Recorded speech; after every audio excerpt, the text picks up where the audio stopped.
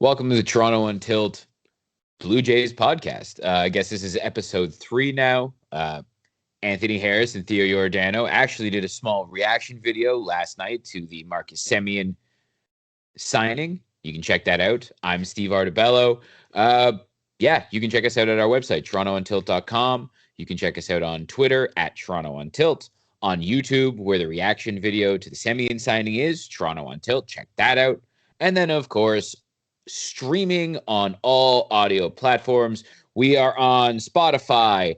We are on Google Podcasts. We are on Apple Podcasts, Anchor, Bleaker, Breaker, all of the podcast things. Like, comment, subscribe, share, tell your friends. It's getting exciting in Blue Jays land, so you definitely want to like, comment, subscribe, and tell your friends while this is beginning as we all go on this ride together. We talked about George Springer. The boys talked about the Semien signing. I guess I'll jump in and just talk about Marcus Semien really quickly. When I was looking at it, especially if they're going to play second base, I was kind of being like, okay, maybe sign Colton Wong. If it's going to be third base, hey, Didi Gregorius, sign him. He can play third base. He played shortstop at a high level. Both of them are left-handed bats. With Marcus Semien, though, they're taking the biggest swing. He's got the biggest upside. Now, he also has the run prevention upside of a Didi Gregorius and a Colton Wong. He's moving to second base. Now, he played beside Matt Chapman, who's one of the best third basemen defensively we've ever seen. So he doesn't have that, but he's moving to an easier position. So that should definitely help him moving over to second base. Like taking away the fact that he's going to not have Matt Chapman beside him, making easier throws at second base is definitely going to help. So boom, run prevention. That's great. In 2019, Marcus Semien was one of the best hitters in baseball. Marcus Semien is also super durable. Like there was one season he played half a season, but other than that, we're talking about 155 games, 159 games, 159 games, 162 games. You know what I mean? And 53 last year. Like this is a dude who plays a lot of baseball. He plays every day. He doesn't strike out a lot. He walks a good amount. And he has that offensive upside of a guy who hit 33 home runs in a terrible ballpark like Oakland. And we were talking about this beforehand. Theo, you might want to bring it up a little bit more. He's getting out of Oakland's ballpark. Yeah, when Donaldson came here, the most famous thing I remember before he played, he pretty much called his shot on what he was going to do in Toronto. How many more home runs he was going to hit, how many home runs Oakland took away from him. So you're getting a guy who has just that alone is going to be upside no matter where we play. I guess I'm assuming we're going to play in a hitter-friendly park if it's going to be in Florida, if it's going to be in Buffalo, if it'll be in Toronto, hopefully. So he will get better opportunities for more home runs just based on that alone. And yeah, the defensive versatility, defensive upside is a big thing we brought up yesterday because it was a big thing we were focused on this offseason, and we actually were able to do something about it. Yeah, that's something what Didi and Wong can't I guess Didi somewhat, but Wong only plays second base. And if he was going to be here for just 1 year, I guess it would be okay. But with Semien, we know he's a good shortstop. Second base, we expect better because it's an easier position. And also, what if something happens to Bo? You could slide him over to short. What if BGO doesn't really pan out at third base? You can slide him over to third base. That's why Wong, on paper, doesn't make as much sense. But Semien, that versatility and literally third in MVP in 2019. I like it. Yeah, he was a monster in that season. And again, you're taking him out of a ballpark. So he's a fly ball hitter. And you're taking out of a place where fly balls go to die and putting him in a place where fly balls end up out of the ballpark. Honestly, it's not just Rogers Center if they play there, or Buffalo if they play there, or probably Dunedin because it's going to be a single A ballpark. They're going to be able to hit dingers like crazy, I would assume. Yeah. But you're talking about Yankee Stadium, you're talking about Fenway, you're talking about Camden Yards, you're talking about the Trop. These are all hitter-friendly ballparks. You know what I mean? They're all aspects of these ballparks that people can take advantage of, and people do very often for inflated offense. That's why the AL East is the beast that it is, because all of these parks are basically bandboxes. So you add someone like Marcus Semien who should get that boost anyways. That's why that you could have, Colton Wong's probably the safest option You put him at second base, you know what I mean? He's a gold glover. He's going to hit for a good average. He's going to walk, you know what I mean? He's going to steal a couple back. He's very safe, right? Didi Gregorius, yeah, he's got some pop. He's a left-handed bat. Maybe he doesn't want to play any position other than shortstop. So maybe you can't get him, right? You get Marcus Semien. He is willing to play second base, and he has the potential to be a dude who could be one of your best offensive players. Like, he's not a guy. I heard you guys talking last night about a guy who's hitting 6th or 7th, and then the roto graph that had him second. I don't think he's hitting second, but I also think he's probably hitting a little higher than 7th. I think he's probably like hitting 5th. Ahead of a Grichuk. Like, yeah, he could be hitting 4th, 5th. He might be hitting right in the middle. Hit ahead of Vlad, too, because you were talking before about how they're making him earn everything, defensively especially. So if they really want to motivate him, they might hit him below a guy like Semien and really make him earn that lineup spot. Well, that's the thing. Like, this is a big thing to me, that they've said that Biggio is going to play third base. You know what I mean? And they're going to give Vlad the chance, but they said that Biggio is going to be the one that's going to move to third. They didn't say Vlad was going to be the one that was going to move there. You know what I mean? And I was talking to you guys before this. It seems like they're challenging Vladdy to win a position on this team. You know what I mean? He's not given third base. He's not given first base because they haven't gotten rid of Rowdy, and they seem to like to keep him around. You know what I mean? It's guaranteed that they're going to need a DH, but at the same time, if they don't trade an outfielder, which I think they will, and we'll get to that later, but if they don't trade an outfielder, they could DH Teoscar. They could DH Grichuk. They could move the DH around, and maybe Vladdy doesn't play every day. You know what I mean? Now, maybe this franchise wants Kevin Biggio as a super utility guy, so maybe the idea is to kind of give him third base, but basically just move him around to give a whole bunch of guys days off. You know what I mean? Like, he basically plays everywhere but shortstop and catcher. Depending on what you do with this, because we're going to have to trade an outfielder, because the idea was that Biggio would come for some outfield relief if we ended up trading these guys. If they're still in the roster, maybe, he becomes more of a full-time third baseman, but that is the idea with him, though, is that he can play everywhere. And a guy like Vlad, is going to have to prove that at least one position you need to be better than Biggio at. You need to be better than replacement level, hopefully. Exactly. And I like the fact that they're challenging him, because they've babied him this whole way and it hasn't worked. So now instead of giving him the carrot, they're giving him the stick. You know what I mean? They didn't even make him work out for his whole first time. Well, that's the thing. They just went, hey, man, you've always done well, so just keep doing your thing. And now they're being like, nah, you were not in shape. Get in shape. He's been getting in shape. Oh, we guaranteed you third base. You don't have a position right now. Figure it out. Like, if you want to be good at, if you want to play third base, show up at camp and be good at third base. You know what I mean? And here's the thing. You also have to hit.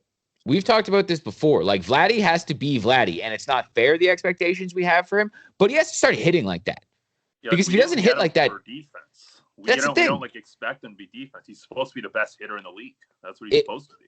And he's exactly. Not even close right Fernando now. Tatis Jr., Juan Soto, Ronald Acuna Jr., these guys all came right out of the bat and were stars, super stars. Vladdy doesn't have an excuse anymore. If he's that type of player, doing that, a guy like Bo came up and did that we were just talking about with those other guys. Even Biggio is better. Haven't been consistent. Yeah. So I like the fact that they're lighting a fire under him. I mean, we've seen him hit the ball more in the air in Dominican League, and that's all I really want to see. Because even when he was mashing in the minors, he was hitting the ball on the ground a lot. Yeah. The fact that he's getting it in the air, even though it's a Dominican League and the pitching is not anywhere near what it should be, the fact that he's getting it in the air consistently in these highlights that we keep seeing from him, that's what's encouraging to me. And maybe that's because he's in better shape. Maybe he's made some kind of change to his swing, but that's the key. Vladdy hits the ball very hard, and if he does hit it into the air, I think we see the prospect we all expect, because just the raw power that's there, he could hit for a high average, because a lot of these balls could go out of the ballpark, or they could just find their way into the gaps because they're missiles. Exactly. So I like this. You know what I mean? They're not playing safe. They're also, I mean, it's 1 year deal, but it's a 1 year, $18 million deal. They're not fucking around. You know what I mean? This is a win now move. And this is a win now roster. When you look at it, this is a good offense. Now, you talked about Theo brought up trading an outfielder. I mean, ideally, if all goes well, you somehow trade Randall Grichuk and prospects, right? But I don't know what you're getting back at that point. You know what I mean? In terms of, let's be honest here, what quality are you really getting back if that's the trade? Considering the money that Grichuk has left on his deal. Like, everyone brings up Gurriel. We talked about that because he's valuable. You know what I mean? You bring up Teoscar because he had a good season, so he could be valuable, and he's only making 4.3. It was an ARB year for him, right? Like, there's a lot of things like that make other players more valuable than Grichuk. And the next thing I want to see is, them package one of those guys and go out and get. Ideally, I want to see them go out and get a starting pitcher. And I want to see them go get another bat. I don't know what position that bat's going to play. Really? And I don't know what package that's going to take. But I want to see them get like a lefty bat, a switch hitter, someone else in there with a high end starter. Like remember the Chris Bryant, Kyle Hendricks thing? You guys talked about it in the reaction. Well, yeah, you're not going for that. I'm talking about someone literally a left-handed power bat and a starter. If you could do something like that, like again, Michael Brantley was perfect if you could have done it. His profile, that type of hitter, high average, doesn't strike out, left-handed bat, a veteran who can kind of, be with that young core. Like Mike Moustakas. I'd love that. He's not actually the best hitter, though. That's the problem, right? Guy that you could maybe get on. That's the guy you could get, but I don't actually want that. At that point, I'd rather give Rowdy a shot at first base, right? Yeah. Honestly. And the way we talk about trades, we're going to get to this later when we talk about the presser from today with Springer, but the way we can get to that right now if you want. Yeah, because we were talking about the trades and you want to see them be more active in trades. I thought initially going to this offseason, we might have more success in the trade market because of the stigma we have in free agency. But with the way this regime talks about getting rid of, the guys they like, they're very hard to do that. They value them way higher. Every team kind of does, but if we're going to make a trade, like you said, we're going to have to part with one of those guys. That's why we were mad at them before, because they were like that about their prospects, but they were not spending. But then they spent to justify not trading the prospect.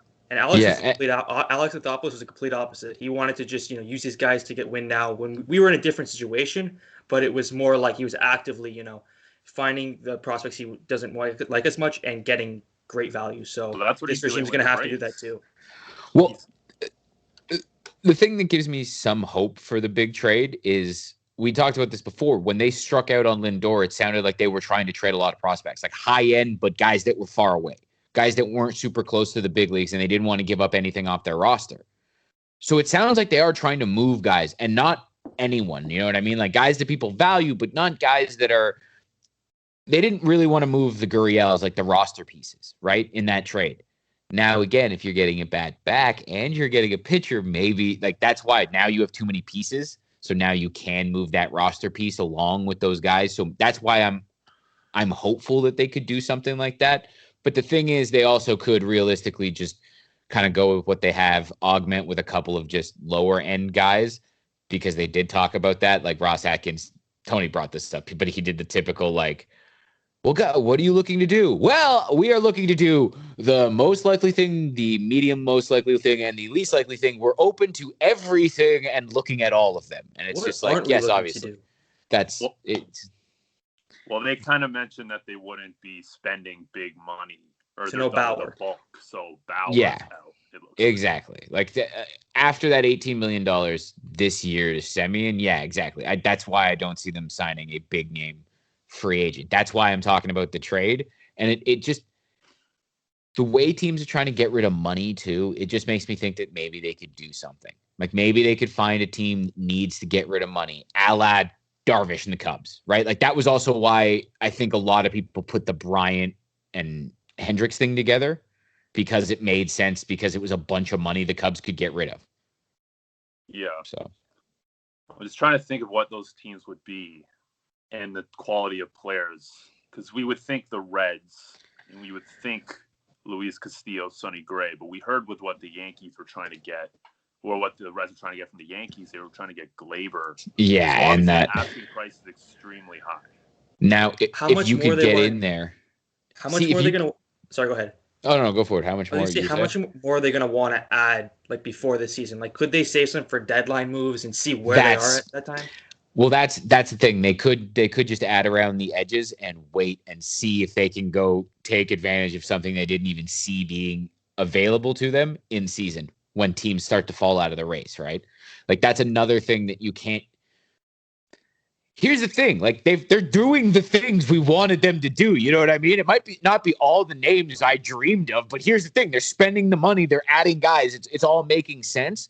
So that could also be like that's also a reasonable theory. You know what I mean? That they just go, okay, yeah, we do like this, and maybe we do add a like we start adding like the bottom end guys on another 1 year deal and a couple of minor league deals, and you just throw it all and see what happens. And you let Thomas Hatch and Anthony Kay and all of those guys kind of fight for a rotation spot, right? And you take the best out of that. You can do that. And if this team performs the way we are kind of thinking it should, you might then be able to add something else down the line. That could also be part of the plan. And like we were saying, you kind of want to see where Vlad kind of settles in. If Teoscar has that year again, like there's things you want to make sure. And if is Rowdy good? That was such a small sample size where he was good. It was basically he got hot for 7 games and got hurt. Because think about it, like that sample size, like it's really tricky to see. Like, was he good or was he just hot for a couple of games and was there like what are all of these pieces, right? Yeah, and I think like a lot of us, even me, we're just like assuming a lot of things with a lot of young guys who could, end up having tough years and you want to see in like you'll know a lot more in July where it's like, okay, this is where we need to focus on exactly. We're this close to a playoff spot. I don't envision a scenario where we're go tits up and we're just completely shit the bed. But there might be a position or two where we are, a little underachieving.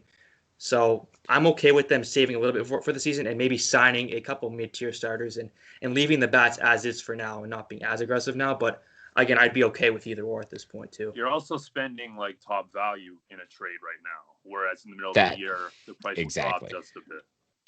And on top of that, if Nate Pearson is what we've talked about, what he could be, you know what I mean? If he is that, maybe that's another reason they're like, well, maybe we don't have to give up all of the things to go get a guy right now, to go get Luis Castillo, right? Well, maybe we just wait because if Nate Pearson is who Nate Pearson is, maybe we just need to go get a number 3, right? Well, maybe Ryu and Pearson are rocking.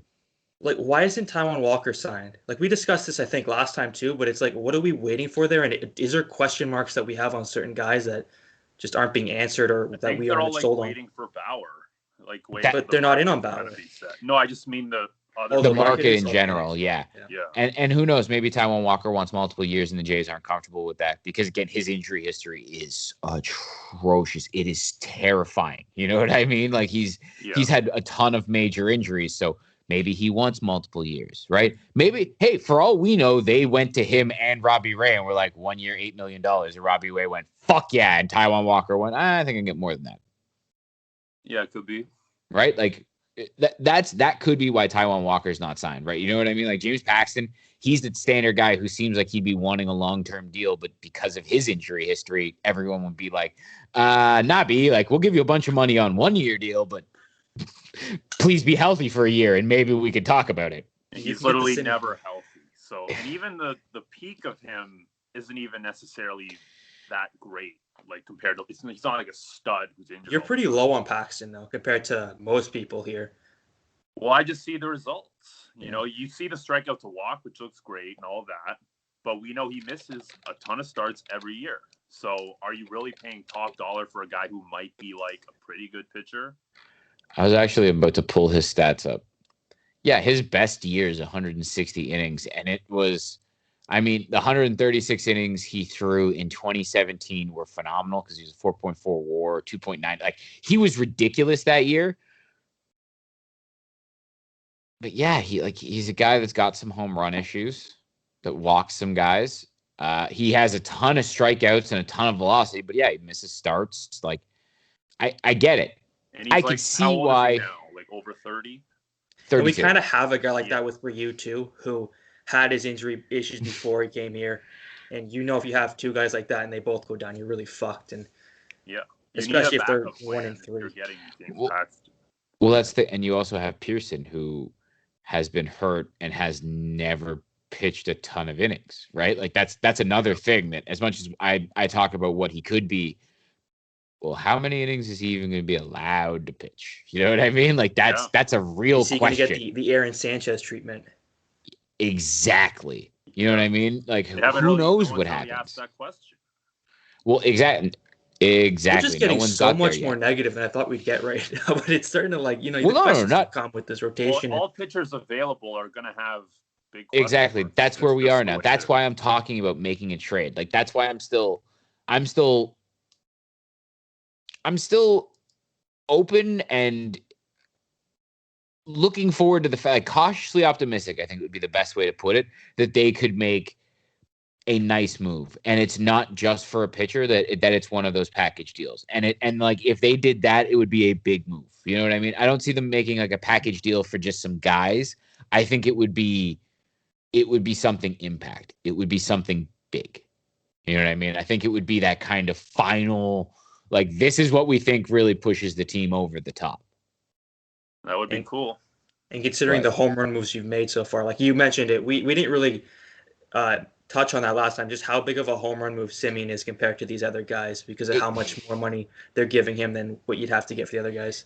Exactly. Like you had to give him $18 million guaranteed for one season. Like you could have signed Colton Wong for 2 years for that. You could have signed Didi Gregorius for 2 years for you know what I mean? Like you could have got them for 2 years for about that much money.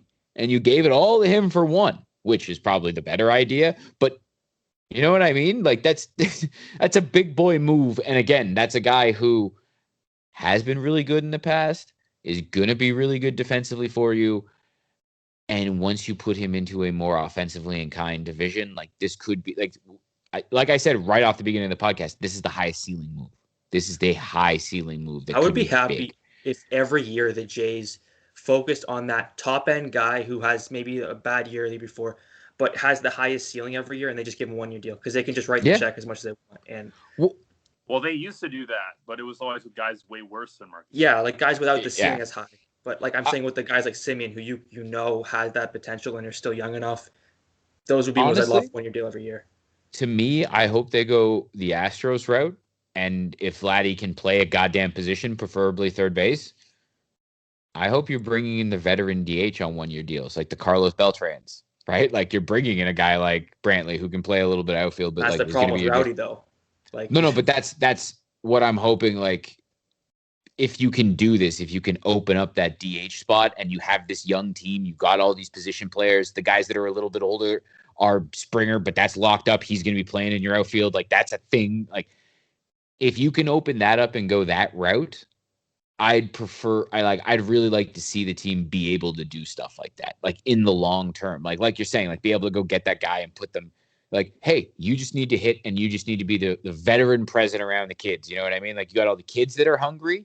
You got like the veterans that have won a title, like George Springer, and then you bring in a veteran who might be hungry, like Carlos Beltran, Carlos Beltran has won multiple titles, but you bring in these guys that have this experience, right? And I don't know. I think those are kind of like the layers of championship teams where you have different guys that all want to win for different reasons. Guys at the end of the career, guys at the beginning, guys in the middle.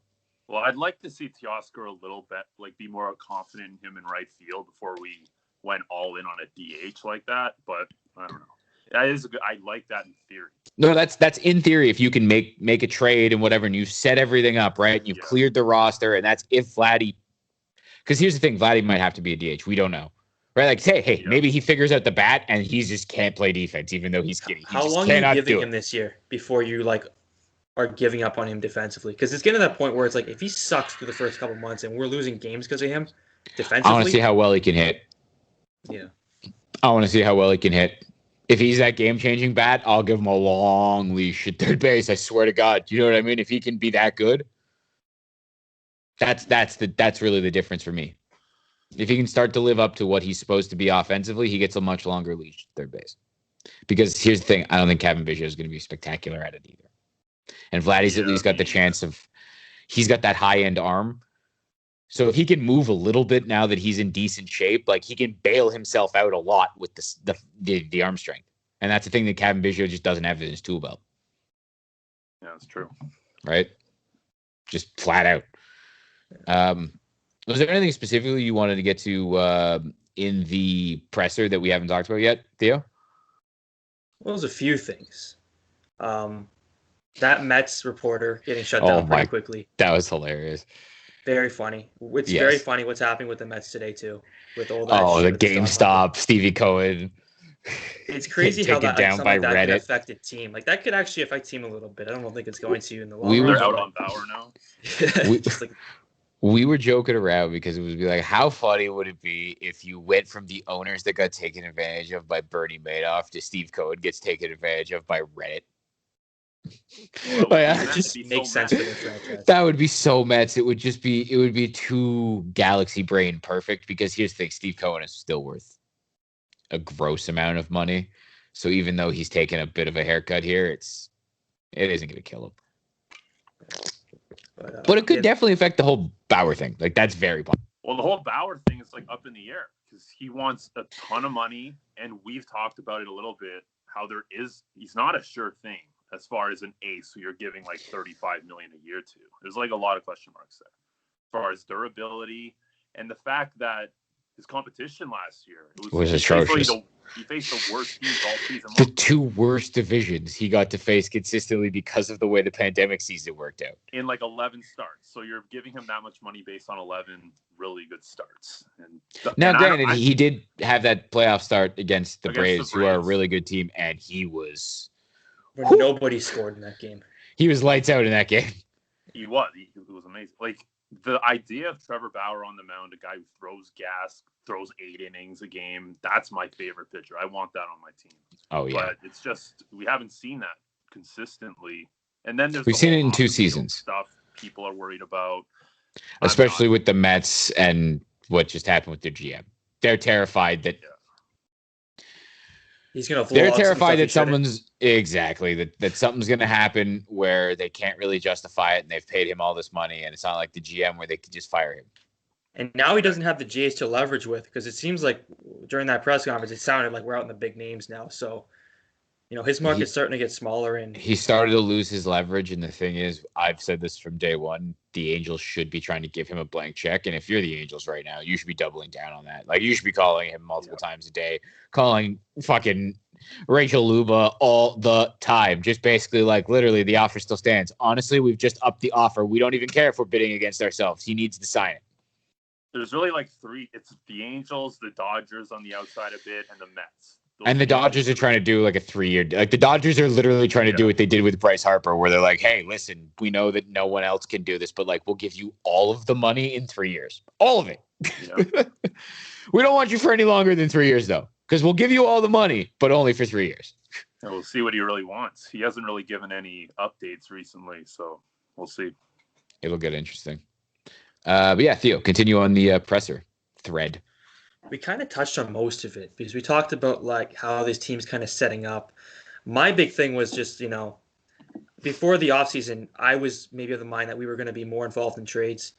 And the fact that it seems like we're really valuing these guys on the team right now. Yeah. Like the Gurriels, who we just kind of figure we're getting traded. Teoscar, good package throw-ins. They're not really open to doing that right now, even though they might have to be. So that was one of the big things. We talked about stupid kind of off camera. I don't know if we want to talk about it on that the little bait question that. Oh, Steve Simmons. I'm not afraid to call Steve Simmons a fucking idiot. Like, is anyone like? I don't care. I'll do it. He's just the Astros questions are just so. That's so old news. And here's the thing: like, someone, I will say. It actually, I kind of hated the fact that he did ask it in probably the best way you could ask that question. Like, he didn't call him a cheater. He just basically said, how would you look back on that? And it pains me to say that because I do hate Steve Simmons. Like, I do genuinely hate him. But he asked that in the gentlest way he could, which actually was kind of surprising because usually Steve Simmons does just go for the jugular. They were definitely told beforehand, don't fucking talk about it. He slipped it in. 100%, because he didn't ask another question the rest of the thing. So I'm pretty sure he got kicked out. And they definitely prepared George for him to ask something stupid. That's why he wasn't that surprised. I'm pretty sure everyone was just like, listen. In every sport, when they get here, try to not give too specifically many that dude with the glasses and the shit-eating grin, like, he's gonna be the worst. Yeah, he had like a weird angle too, like he was looking down on him. That's how he looks. He looks down on everybody. Gotta insert my dominance through webcam. Oh, fucking Steve Simmons. Fucking idiot. Yeah. Anyways, we move on. I think that's kind of we were talking about the division a little bit too, just how we are the fucking hitters. Like we're making the big moves. The Yankees are making a lot of moves, but none like the impact we've made. Well, that's the thing. Like I said this before we started recording. If you don't make the playoffs, it's disappointment. Like you better be a playoff team this year. Like last year, it was fun, and hey, you can maybe with the expanded play, and then they did.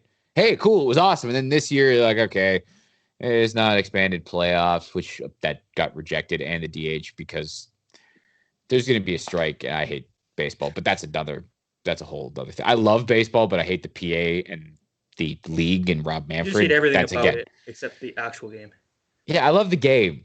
I hate the Players Association and Rob Manfred. Like the heads of it, like Tony Clark and Rob Manfred. Like I hate the heads of both things. So, but you're right about the Jays though. This feels like remember the first year the Leafs were good. They won that Washington series. Yeah. It was all fun and cute. It stopped getting cute very quickly. That was last year after the first year. Exactly. Last year was the Washington series, right? Like, hey, we're happy we made it, yay! Hey, we were close against the Rays with the stupid fucking opener bullshit. You know what I mean? Like, we were close. Oh, except for Ryu getting hammered.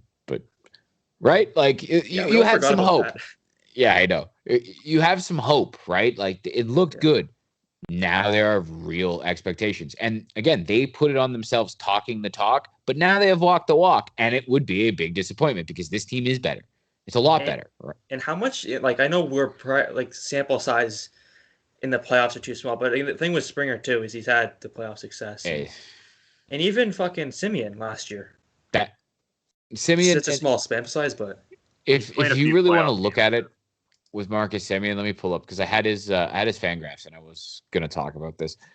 If you look at it, I'm about to go kind of inside baseball and stats heavy. So I'll give if you don't understand, I'm going to give you a little heads up. Put the glossary in the fucking description. Batting average on balls in play, BAPIT.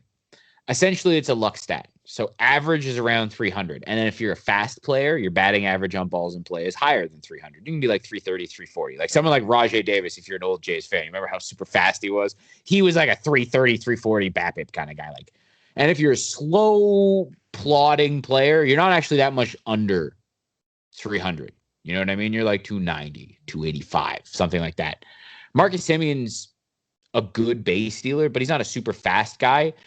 He's about a 300 average BAPIP guy. Last year, he was 260, and that's a huge drop, and that's enough to kind of tank a season, and BAPIP is a luck stat. That is literally what it is. It's your batting average on balls that fell in the field of play, so it takes out home runs, and it takes out anything that was in the foul territory. You know what I mean? Like, what would your batting average be on everything that you hit that could be a hit? And it's a luck stat. So if you have it well under your speed, and again, the speed rating on Fangraphs, he got a 5.2, which is around what his average is, his career high. Like he wasn't any slower. He just seemed to have an unlucky season, right? His hard hit rate, like there's just a lot of different stats. If you really want to go inside baseball, and I won't bore people that don't love stats as much as I do like this, but there's a lot of things to point to the fact that was unlucky because it's so far. Even off when you look at his career norms, and you're like, well, he's had seasons where he hasn't had the best slugging percentage, he hasn't had the best on base. He's also had a higher batting average than that. You know what I mean? And since he made what seems to be a real adjustment in the 2019 season, even if he was going to regress to the mean, he shouldn't regress that hard. It's part of the reason I also think he's the highest upside guy is because a lot of stats point to the fact that last year was just an unlucky kind of season. I think we talked about it a bit yesterday, how he had like a horrible first couple of weeks. First month. Is like, yeah. Like a 5-something. And then the rest, he was hot. From like July 24th to August 23rd or something, it was like a 590 OPS. Something in that range. Yeah, he was off. But then he wasn't great in the second half by any means. And it's hard to call it a second half because there was, 16 games, but he wasn't. Yeah. I know he also dealt with a nagging injury. I want to say something happened with him. But yeah, no, I see the ability to bounce back there. You know what I mean? And again, yeah, he had the one bad month, and you think that again over 162, if he starts to turn back more, everything starts to even out and it starts to look more like a full season of what this season could be. You know what I mean? Because again, the defense is still there. Last year, so. Happened a ton of the league. You know what I mean? Positively and negatively. Like some guys had ridiculous seasons because they just didn't have time to get cold. Yeah. Kevin Pillar. Feel like the Christian Yelich actually. of the world. Like exactly. Do you really think he's that bad? Yeah. Is Christian Yelich that bad? No. He was an MVP. Like, no. It's a small sample size. It just happens, right? Yeah. So, is Marcus Semien Christian Yelich? No. But again, there's a lot of things to MVP candidate. Steve said it first. Clip it. He's really good. But he didn't make the All-Star team, which is bogus. He did? 2019? That year he didn't make it. Too many shortstops.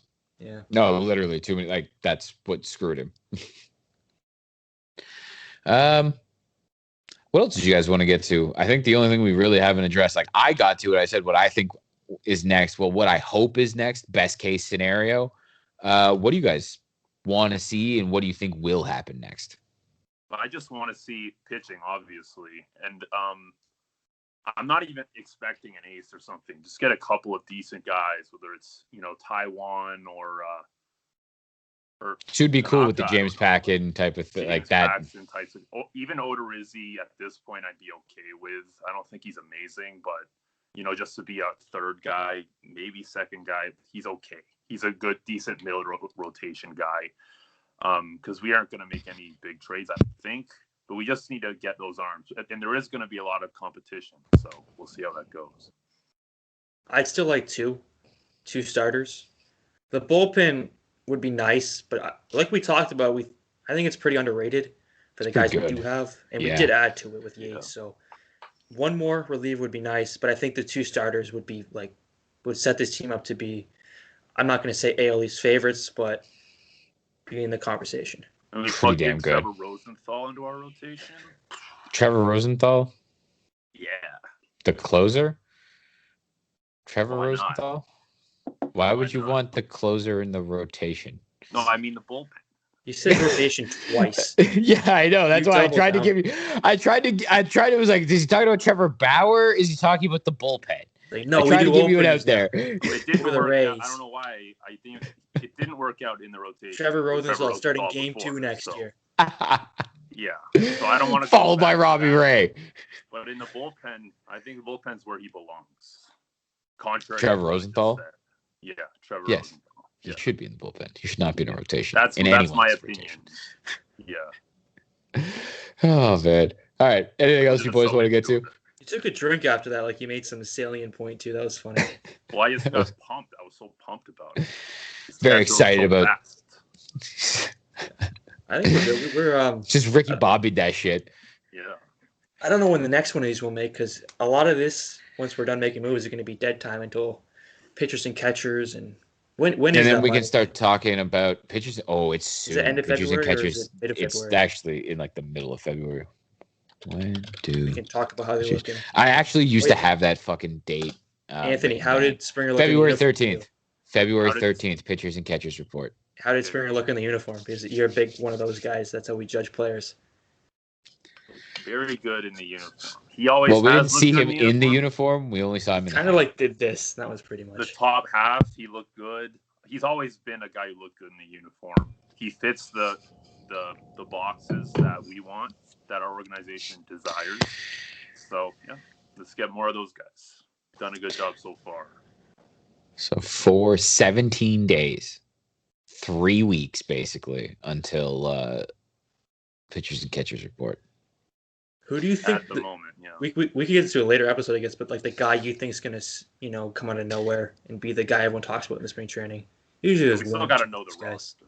That's exactly. We got to know who's all gonna be there, and then who's gonna get camp invites, because you never know. Like there's some prospects I like they could have big kind of spring trainings where you really get introduced to them and you start to realize like, hey, this team is pretty deep. Like this might be the first one where you get to see Groshans. Like you're probably going to get to see Austin Martin a little bit. You know what I mean? Like you're going to get to see some of these guys in a Blue Jays uniform take swings at live pitching.